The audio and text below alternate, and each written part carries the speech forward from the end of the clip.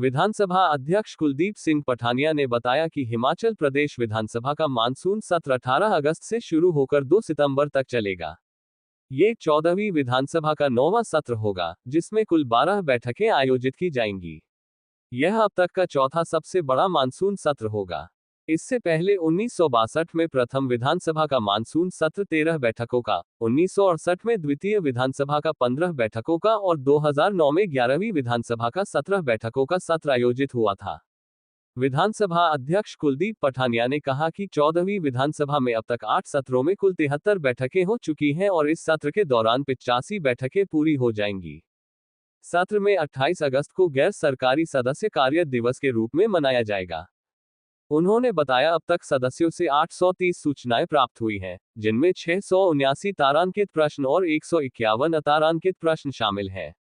इसके अलावा विभिन्न नियमों के तहत 28 सूचनाएं भी मिली हैं। पठानिया ने बताया कि सदस्यों द्वारा दी गई सूचनाओं में प्रमुख विषय हिमाचल में प्राकृतिक आपदा और बाढ़ से हुए नुकसान शामिल हैं। कुलदीप पठानिया ने कहा कि सत्र से पहले 18 अगस्त को सत्र से पहले सर्वदलीय बैठक की जाएगी। पंजाब दस्तक के लिए सुरेंद्र राणा की रिपोर्ट। डेज हो जाएंगे हमारे 85 प्लस, और हमारी ये कोशिश है और सदन के नेता और वर्तमान मुख्यमंत्री माननीय सुखविंदर सिंह सुक्खू जी का भी ये प्रयास है कि इस बार विधानसभा की जो निश्चित 35 सिटिंग्स हैं वो पूरी हों। तो मुझे लगता है क्योंकि 5-6 सीटिंग बचेंगी, 6-7 सीटिंग जो विंटर सेशन में हम कर पाएंगे और लगभग ये 35 सीटिंग का जो नियम है उसको पूरा कर पाएंगे।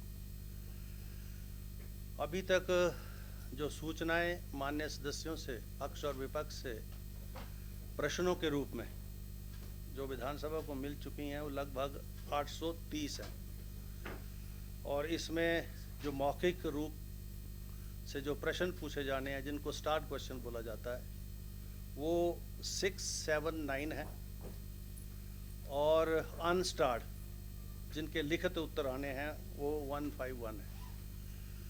इसके अलावा जो अन्य रूल हैं विधानसभा के, उसके तहत भी नियम 62 के तहत 10, नियम 101 के तहत 6 और 130 के तहत 12 जो नोटिस हैं चर्चाओं के, वो विधानसभा सचिवालय को प्राप्त हो चुके हैं। और ये सारे जो नोटिस हैं प्रश्नों के माध्यम से या अन्य नियमों के माध्यम से, वो हमने सरकार को प्रेषित कर दिए हैं। और लगभग 18 जो पहला दिन है उसका एजेंडा भी लगभग तैयार है, जो उसमें प्रश्न लगने हैं लिखित और जो स्टार्ड और अनस्टार्ड क्वेश्चंस हैं और जो डिस्कशंस लगेंगे। तो 2 प्राइवेट मेंबर्स डेज होंगे इस बार, क्योंकि वीरवार को हमारा प्राइवेट मेंबर डे होता है, तो 2 प्राइवेट मेंबर्स डे भी होंगे, और जिसमें भी मान्य सदस्य जो है कोई भी विषय जो है वो उस प्राइवेट मेंबर के माध्यम से सदन में ला सकते हैं। जो प्रश्न अभी तक हमको मिले हैं उसमें मुख्य रूप से जो भारी बरसात से जो हिमाचल प्रदेश में जन संपत्ति को, सरकारी और गैर सरकारी संपत्ति को जो नुकसान हुआ है, और ये जो प्राकृतिक आपदाओं का जो दौर बढ़ा है, इसके ऊपर बहुत सारे प्रश्न जो है हमको प्राप्त हुए हैं और चर्चाएं भी प्राप्त हुई हैं, और सरकार की तरफ से भी ये आपदाओं के ऊपर नोटिस हमको प्राप्त हुआ है।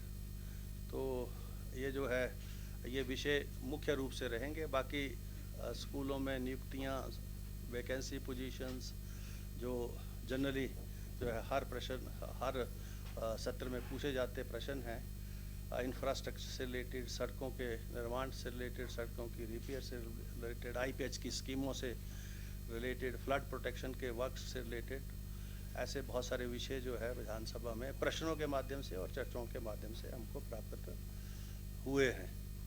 और मेरा ये प्रयास रहेगा कि सभी सामान्य सदस्यों को, सत्ता पक्ष और विपक्ष को पर्याप्त समय मिले, क्योंकि समय 12 सिटिंग्स में काफ़ी समय है।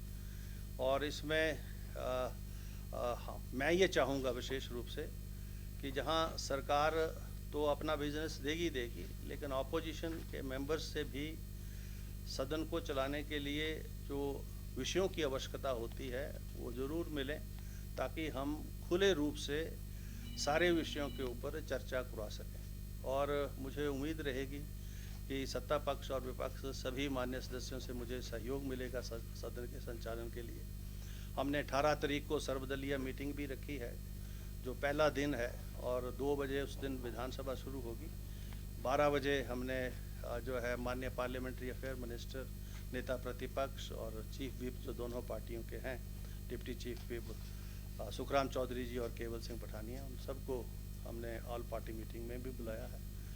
तो ये हमारे प्रयास हैं और मुझे पूरी उम्मीद है कि हिमाचल प्रदेश की जनता को जो उम्मीदें हैं चुने हुए प्रतिनिधियों से, सरकार से, प्रतिपक्ष से, वो इस सेशन के माध्यम से माननीय सदस्य जो है उनकी जो अपेक्षाएं हैं उसके मुताबिक जो है विषयों को लाकर जो है उन पर खरा उतरेंगे, ऐसा मैं महसूस करता हूँ। और आप सबका बहुत बहुत धन्यवाद, आभार।